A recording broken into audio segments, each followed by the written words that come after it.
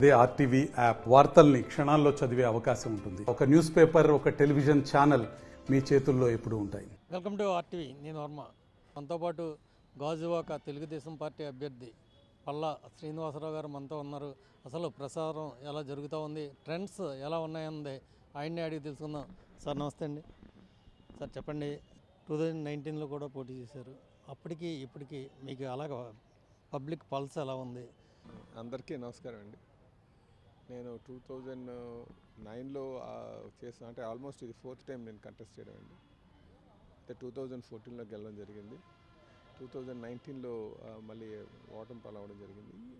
అయితే 2019కి 2024కి తేడా ఏంటంటే 2019లో ఒక్క ఛాన్స్ అని మొత్తం ఒక ఛాన్స్ అని నడిచింది ఎక్కువగా.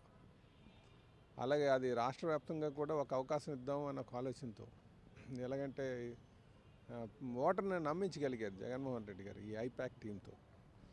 ఏదో ఆయన అద్భుతమైన నాయకుడిలాగా మొత్తం రాష్ట్ర పరిస్థితులపైన పూర్తి అవగాహన ఉన్నట్టుగా, అలాగే ఆయన్ని 5 రాజకీయ ఎదుగుదలని అందరూ నొక్కేస్తున్నట్టుగా, ఆయన మీద ఎవరో హత్యా ప్రయత్నం చేస్తున్నట్టుగా కోడికత్తి డ్రామాలు, ఇలాగ సోషల్ మీడియా ద్వారా ప్రజలందరినీ కూడా తప్పుదోవ పెట్టి, అలాగే వాళ్ళ బాబాయ్ హత్య కేసుని జగన్ నారాసుర రక్త చరిత్ర అని చెప్పి ఆయన సాక్షి పేపర్ ద్వారా, టీవీ ఛానల్ ద్వారా ప్రజలకి అలాగా మభ్య పెట్టగలిగారు. కానీ ఇప్పుడు నేను చూస్తున్నటువంటి పరిస్థితి ఎలాగుందంటే, ప్రజలు జగన్మోహన్ రెడ్డి గారిని పూర్తిగా చదివేశారు. ఓహో, ఈయన తీరు ఎలాగుంటుంది, ఈయన కేవలం కక్ష సాధించడానికి, ప్రతిపక్ష నేతల్ని అణగదొక్కడానికి, వాళ్ళపైన దాడులు చేయడానికి, ఎవరైనా సరే ప్రజాస్వామ్యబద్ధంగా విమర్శలు చేస్తే వాళ్ళు మనోవేదన గురి చేయడం, పోలీసు యంత్రాంగం ద్వారా వాళ్ళపైన కేసులు పెట్టడం, వాళ్ళని అరెస్టులు చేయడం, అలాగే భౌతిక దాడులు చేయించడం.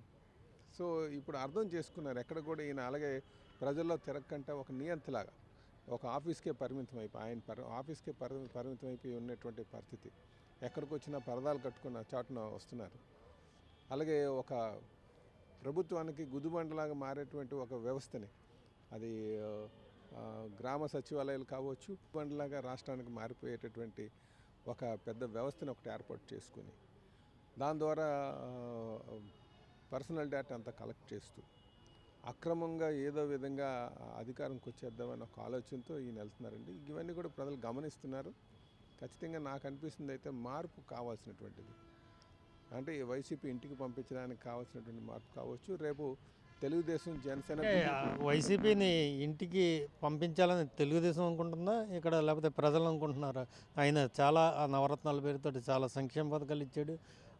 జగన్ ప్రజల గుండెల్లో ఉంటాడని ఆ పార్టీ ప్రచారం చేస్తూ ఉంది. అదే మేము ఎప్పుడు అనుకుంటామండి ఆయన ఇంటికి పంపించాలని. ప్రజలు మాత్రం ఎలక్షన్ టైంలో అనుకుంటారు. ఇప్పుడు ఎలక్షన్ వచ్చింది కనుక ఎలక్షన్ టైంలో ప్రజలు అనుకుంటున్నారు ఈయన ఇంటికి పంపించాలని. ఈయనకి ఇచ్చినటువంటి ఒక అవకాశం చాలు.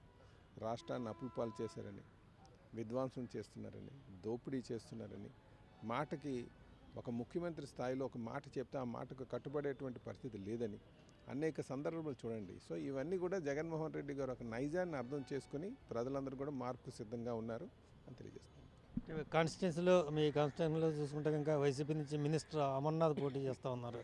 ఇప్పుడు మీతో పాటు తలబడుతూ ఉన్నారు. మీ ఇద్దరిని కంపేర్ చేసుకుంటే కనుక ఆయనకున్న బలహీనత లేదు, మీ దగ్గర ఉన్న బలం. ఇప్పుడు మీ ఇద్దరం కూడా స్థానికులేనండి.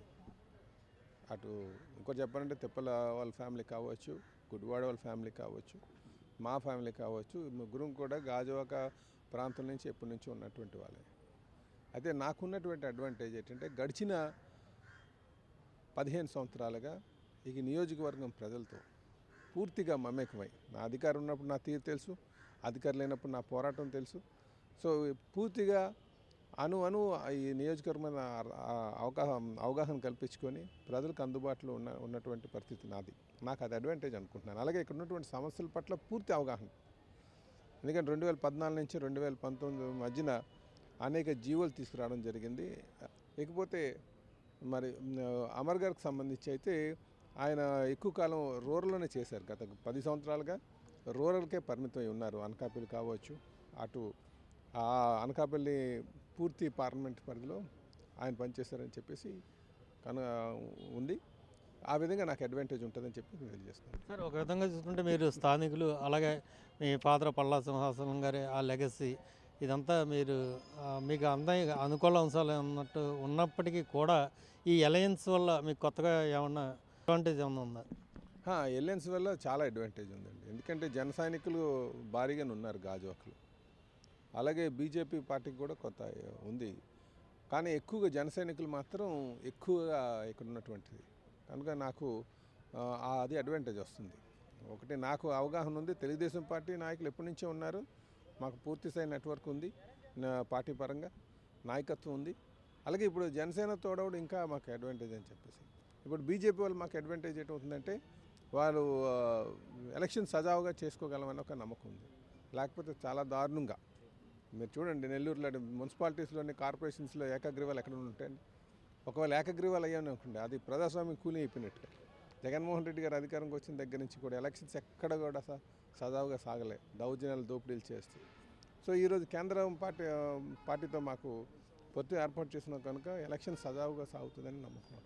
ఇప్పుడు వై నాట్ 175 స్లోగన్ తోటి వచ్చి మొత్తం అంతా ఆంధ్ర అంతా మేము ఉత్తరాంధ్ర అంతా కూడా మాకే ఫేవర్గా ఉంటుంది, విశాఖని క్యాపిటల్ని చేస్తాం కాబట్టి అందుకని మేము ఖచ్చితంగా ఉత్తరాంధ్ర అంతా కూడా స్వీప్ చేస్తామని వైసీపీ నాయకులు అంటూ ఉన్నారు. మీరేం అంటారు?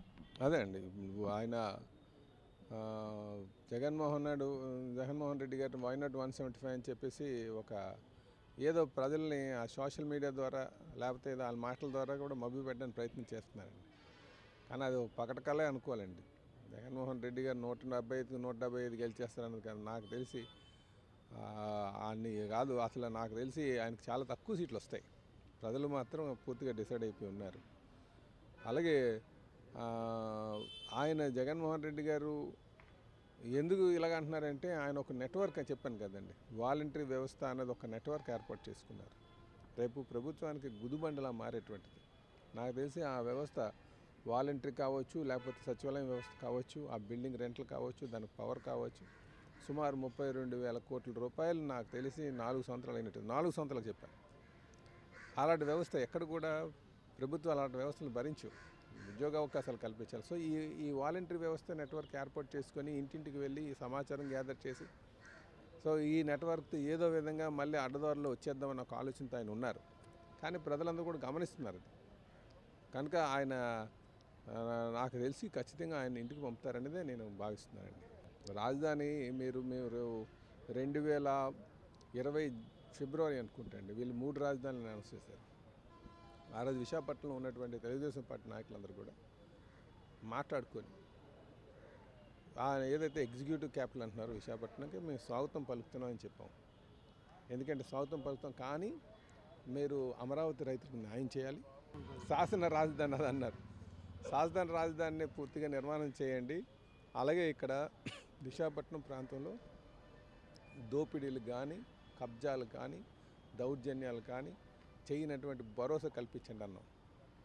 ఈరోజు చూస్తే 4 సంవత్సరాల తర్వాత, ఎందుకంటే ప్రజలు ఏమనుకుంటున్నారా అన్నది, కానీ ఈరోజు చూస్తే ఎలా ఉందంటే పూర్తి స్థాయి అర్థం చేసుకున్నారు. ఇది ఎగ్జిక్యూటివ్ క్యాపిటల్ అని మనకు చెప్తూ మోసం చేస్తూ ప్రజల్ని మనల్ని ఆశల పల్లకిలో కూర్చోబెట్టి విశాఖపట్నం ఉత్తరాంధ్ర ప్రజలందరూ కూడా ఆశల పల్లకిలో కూర్చోబెట్టి మొత్తం దోచేశారని. మీకు తీర ప్రాంతం అంతా దోచేశారు. దసపల్లి హిల్స్ దోచేశారు, సిబిసిఎన్సి దోచేశారు, అలాగే రాడిసన్, బే పార్క్, మళ్ళీ వై నాట్ 175 అని చెప్పి మైదాన ప్రాంతాన్ని కొట్టడానికి సిద్ధం అవుతున్నాడు. రాజధాని ముసుగులో ఇంకా అదే పందాలో ఉన్నాడు. కనుక ఈరోజు విశాఖపట్నం కానీ ఉత్తరాంధ్ర ప్రజలు కానీ వీళ్ళు చేసినటువంటి దోపిడీలన్నీ కూడా ఎన్సీసీ భూములు, రేడియన్స్ అన్నీ ఇన్ని కాదు, అలాగే హైగ్రీవాకు సంబంధించినటువంటి నేరుగా వీలే విజయసాయిరెడ్డి గారు వాళ్ళ బంధువులు వాళ్ళ సొంత కూతురు పేరు మీద కొన్నారు.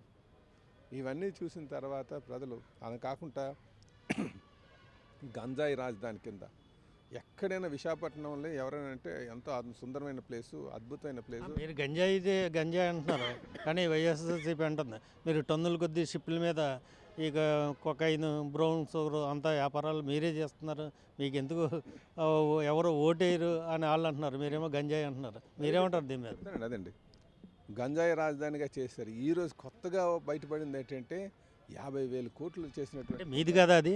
కొత్త కొకైన్ 50,000 కోట్లు చేసినటువంటి కొకైన్ ఇది మాటలా మాదో ఆల్దో ప్రజలు నిర్ణయించుకుంటారు ఖచ్చితంగానా. ఇంతకంటే దారుణం ఉంటుందండి. ఎందుకు ఎక్కడి నుంచి వస్తుంది మీరు చూసారో లేదో, మొన్నే ఆయన బ్రెజిల్ ప్రెసిడెంట్ గారు ఎన్నుకోబడితే దానికి ఈయన ట్వీట్ చేశారు. ఎవరు? విజయసాయి రెడ్డి గారు. ఇదేదో ఒక దేశ ప్రధానిలాగా లేకపోతే ఒక ఇంటర్నేషనల్ ఎక్స్టర్నల్ మినిస్టర్ లాగా. ఇది చిన్న వ్యవహారం కాదు.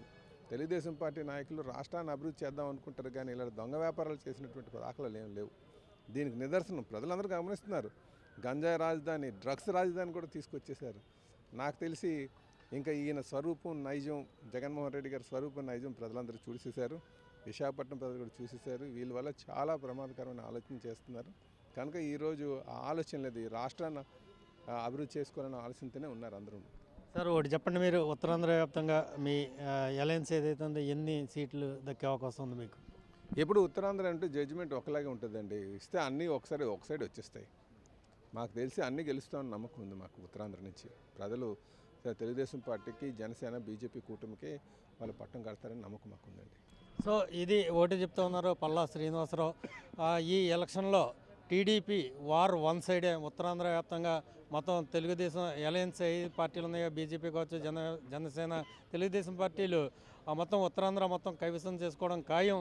తెలుగుదేశం పార్టీ అధికారంలో వస్తే కనుక విశాఖ ఉక్కు ఆంధ్రలో హక్కు అన్న నినాదాన్ని తెర మీదకి తీసుకొచ్చి ఆ సమస్యలు ఏవైతే ఉన్నాయో గాజువాక నియోజకవర్గ ప్రజల శాశ్వత సమస్యల పరిష్కారం కృషి చేస్తాయని పల్లా శ్రీనివాసరావు చెప్తా ఉన్నారు. కెమెరామెన్ అజయ్తో వర్మ, RTV, గాజువాక.